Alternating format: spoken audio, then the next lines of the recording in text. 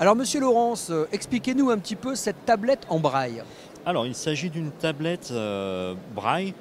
Donc, on va trouver dans la tablette un afficheur braille de 32 lettres avec des points qui montent, qui descendent pour écrire ce qui est écrit à l'écran.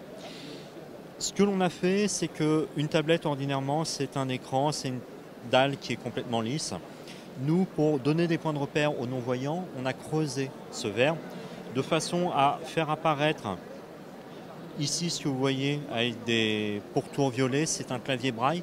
Et dans la touche, il y a un creux. Donc tactilement, je vais pouvoir passer mes doigts, trouver mes touches, et ce clavier va me servir à écrire.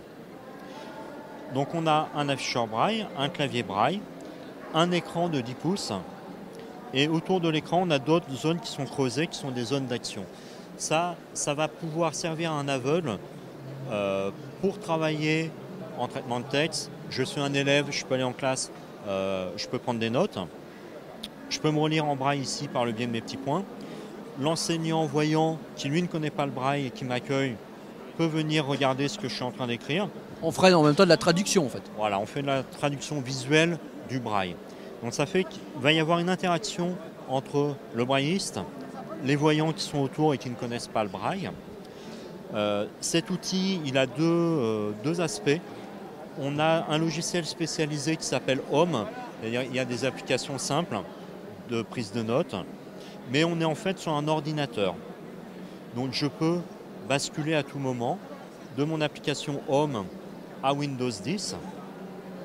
Et là, à nouveau, je vais pouvoir utiliser à la fois mon braille, ma synthèse vocale, et travailler avec les logiciels ordinaires, Microsoft Word, Internet Explorer, tout ça par le biais de mon clavier, d'une gestuelle dédiée.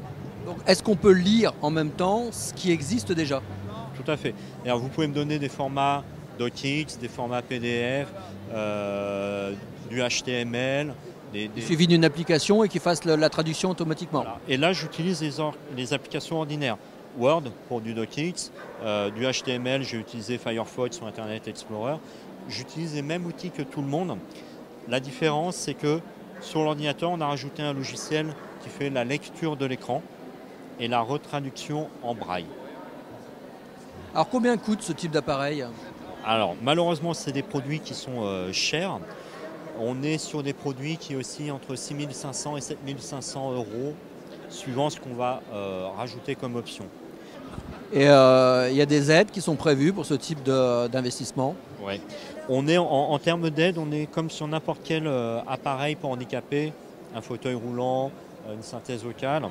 On va pouvoir avoir des aides de la MDPH, de la GFIP, si on est dans le secteur privé, du FIP si on est dans le secteur public.